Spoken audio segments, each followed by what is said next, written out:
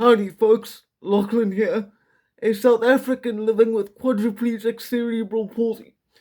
One of the main focuses of my content is to expose the social and legal persecution of white South Africans by the ruling ANC government in South Africa. And among white people, the most persecuted ethnic group of all is without a doubt the Afrikaner people. This is because Afrikaners are seen as the driving force behind the previous regime of apartheid. And within Afrikaner culture, the most infamous community to exist in South Africa today is the town of Orania. If you type into Google the name of Orania, the headline that you will most likely find to come up most often is South Africa's whites only town, or some other variant of that, implying that they are attempting to restart apartheid within South Africa's borders.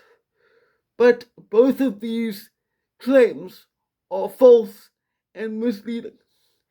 The head of Orania, US Stradom, recently traveled to America and sat down in an interview with public intellectual and African native Frank Zanu, in which Stradom told Zanu about why Orania exists and exactly who is allowed to live there.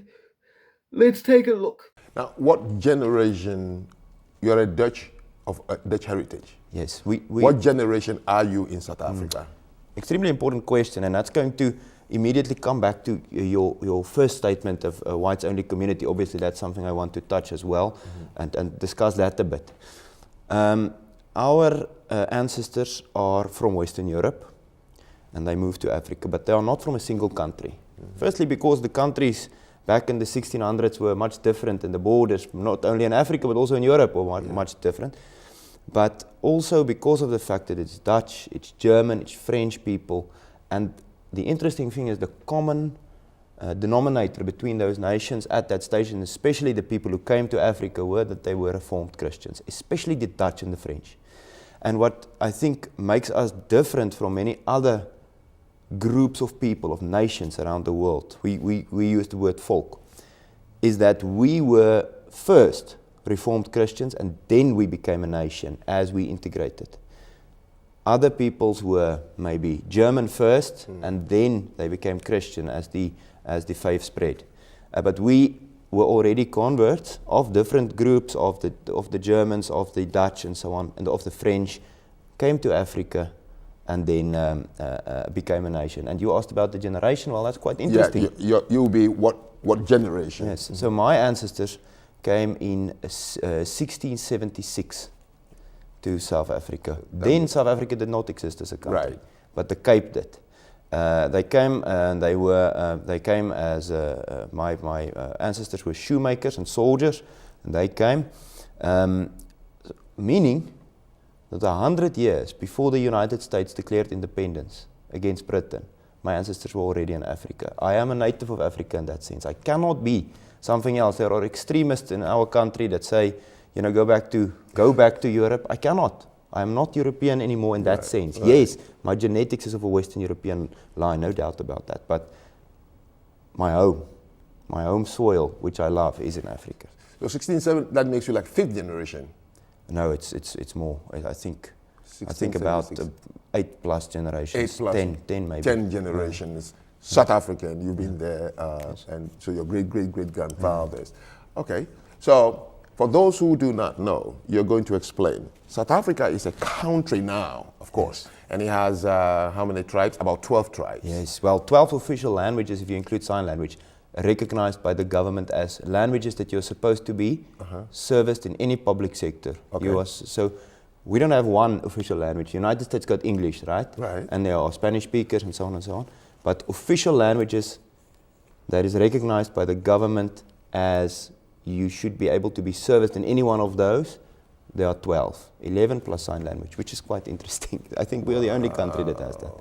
I see. The three major ones taught in school are what? So I think the biggest is Afrikaans, because there's also the colored community speaks Afrikaans. But under the Bantu tribes, the Ndebele peoples, you have Zulu as a big language in South Africa.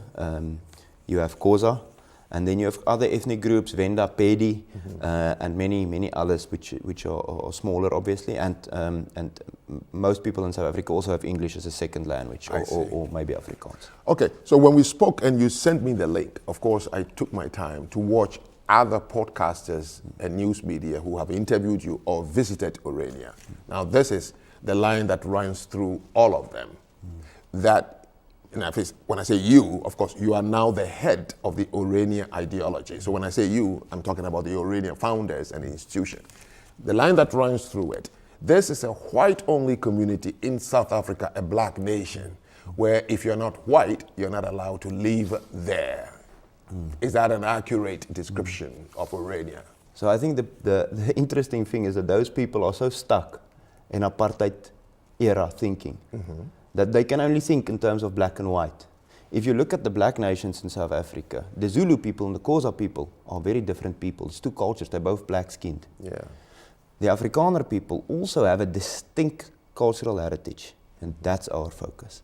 That is what we try to do in Orania. We try to preserve our cultural heritage, which stretches over the almost 400 years that we are in Africa, but more so is also something that we hold dear, something that we want to preserve and protect. So that is the focus.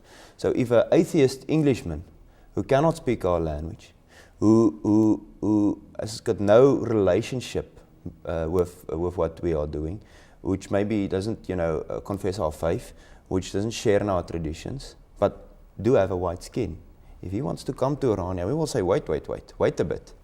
Why are you here exactly? What are the reasons? Because this project is for the Boer Afrikaner people. Die Boere, this is what we are called. It's an Afrikaans word for farmers. And so, based on these criteria, you will no doubt begin to understand that even I, as a white South African, would not meet the requirements to become a resident of Orania. I am of partially Afrikaans heritage. My Afrikaans ancestors have been here since at least the 1700s, but I am not what you could consider a full-blooded Afrikaner, as I was raised in a predominantly English-speaking home. As someone with a severe physical disability, I am also not physically capable of being self-sufficient, which is another reason why, although I could visit the town of Orania, and I have no doubt they would welcome me and show me around, I could not live there full time because I require too much assistance in order just to live. So I hope that for those of you who had never heard of Orania before, and for those of you who have but had the wrong idea, this video clears up any misconceptions for you. As always, I hope that you find something of value in this content. Look after yourselves, take care of each other, and for now, farewell.